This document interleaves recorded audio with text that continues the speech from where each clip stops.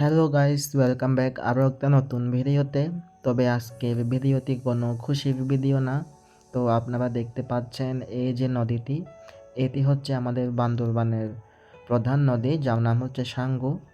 তো এই যে উত্তাল পানি দেখতে পাচ্ছেন, তো এইগুলো সব হচ্ছে গত 4 থেকে 5 দিন ধরে একটানা বৃষ্টির কারণে, যার ফলে উজান থেকে আসা পানির জন্য আমাদের বান্দরবান এখন বন্যার পরিস্থিতির শিকার হয়েছে। তো এই যেমন এটি হচ্ছে আমাদের বাস স্ট্যান্ডের এলাকা, দেখতে পাচ্ছেন মসজিদের প্রায় অর্ধেক ডুবে গেছে। তো বলতে গেলে পূর্ব বান্দরবানের চিত্র প্রায় একই, সব জায়গায় হচ্ছে মানে প্রায় ডুবে গেছে, যার ফলে আমাদের ছোট্ট শহর বান্দরবান এখন খুব মানে কি বিপদের মুখে পড়েছে। এটি হচ্ছে সকালের চিত্র। তো দেখতে পাচ্ছেন বান্দরবান চট্টগ্রাম মেইন রাস্তায় হচ্ছে গাছ পড়ে যাওয়ার কারণে এবং ল্যান্ডস্লাইড হওয়ার কারণে বৈদ্যুতিক খাম্বা সহ সব কিছু ক্ষতিগ্রস্ত হয়েছে, যার ফলে হচ্ছে প্রায় 4 থেকে 5 ঘন্টা এখানে সকল ধরনের যানবাহন চলাচল বন্ধ ছিল। তো গাইস, বিকাল টাইমে আমি এখন হচ্ছে বাসায় যাচ্ছি আর আপনাদেরকে দেখাই কোন কোন জায়গায় ল্যান্ডস্লাইড হয়েছে। তো দেখতে পাচ্ছেন আমার বাম দিকে। তো আসলে এই সব পাহাড় থেকে প্রতি বছরই টুকটুক করে মানে মাটি পড়ে যায়। তো এই বছর কিন্তু একটু বেশি হচ্ছে।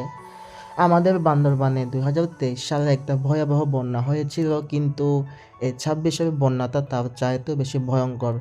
আর দেখতে পাচ্ছেন এখানে কি মানে কি ভয়ঙ্কর, একদম পাহাড়ের সাথে মানে লেগে থাকা গাছগুলো সব পড়ে গেছে। আর দেখেন আমাদের এখানে বন্যার পাশাপাশি দুঃখজনক বিষয় হচ্ছে এখানে প্রচুর পাহাড় ধস বা ল্যান্ডস্লাইড হয়, যার ফলে হচ্ছে আমাদের এখানে মানে কি ওই বিপদের মাত্রাটা অনেক বেশি। আর দুঃখজনক ব্যাপারটা হচ্ছে এই যে এসব ঘর বাড়ি তৈরি করা হয়েছে হচ্ছে পাহাড়ের কোল ঘেঁষে, তো তার ফলে তারা সব সময় ঝুঁকির মধ্যেই থাকে। আর এখন বাম পাশে যে সারিবদ্ধভাবে চাঁদের গাড়িগুলোকে দেখতে পাচ্ছেন, সেগুলো কিন্তু নিচু জায়গা থেকে উঁচু জায়গায় আশ্রয় নিয়েছে, কারণ আমাদের বাস স্টেশনের এলাকাটা প্রায় হচ্ছে ডুবে গিয়েছে। আর আপনারা আমার এই যে ভিডিওতে যেগুলো দেখতে পাচ্ছেন সেগুলো ক্ষয়ক্ষতির শুধুমাত্র একটা ছোট্ট অংশ। আমার যাওয়া আসা রাস্তায় হচ্ছে এগুলো পড়ে। তো এখানে হচ্ছে ল্যান্ডস্লাইডটা বেশি হয়েছে, এটা যেহেতু উঁচু জায়গা তাই এখানে হচ্ছে মানে পানি ওঠে না। আর এই যে সামনে দেখতে পাচ্ছেন এখন হচ্ছে মানে ওই বান্দরবান বিদ্যুৎ অফিসের লোকেরা কাজ করতেছে, এই কারেন্টের খাম্বা বলেন তার, যেগুলো আমি একটু আগে দেখিয়েছিলাম যে সকালে নষ্ট হয়েছিল, সেগুলো ঠিক করার চেষ্টা চলতেছে। তো দেখেন গাইস, পুরো রাস্তা ব্লক এবং ক্ষয়ক্ষতির পরিমাণ কতটুকু, যার ফলে হচ্ছে কারেন্ট তো মানে কি নাই, আর সেই সঙ্গে হচ্ছে এগুলো ঠিক করতেও বেশ ভালোই টাইম এবং হচ্ছে অর্থ খরচ হবে। আর এখন একটু সামনে এই যেমন আমার ডান পাশে যেসব মাটি দেখতে পাচ্ছেন সেগুলো হচ্ছে 2 দিন আগে হওয়া ল্যান্ডস্লাইডের ফল। তো আবারও বাম পাশে দেখেন, এটা হচ্ছে 2 দিন আগে হয়েছিল। এটাও দারুণ একটা মানে বড় একটা ল্যান্ডস্লাইড ছিল, যার ফলে রাস্তায় চলাচল প্রায় বন্ধ হয়ে গিয়েছিল।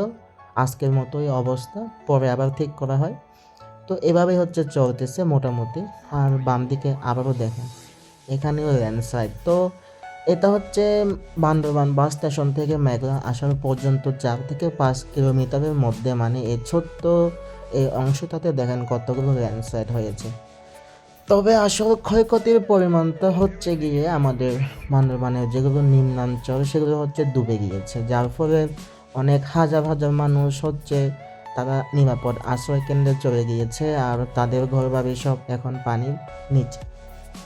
তো সব শেষে একটাই কথা বলবো, আমরা বান্দরবানবাসী বা আমাদের বান্দরবান কিন্তু এখন সত্যিই ভালো নেই। বান্দরবানের প্রধান শহর থেকে আশেপাশের সমস্ত উপজেলা এবং গ্রামগুলো প্রায় ডুবে গিয়েছে।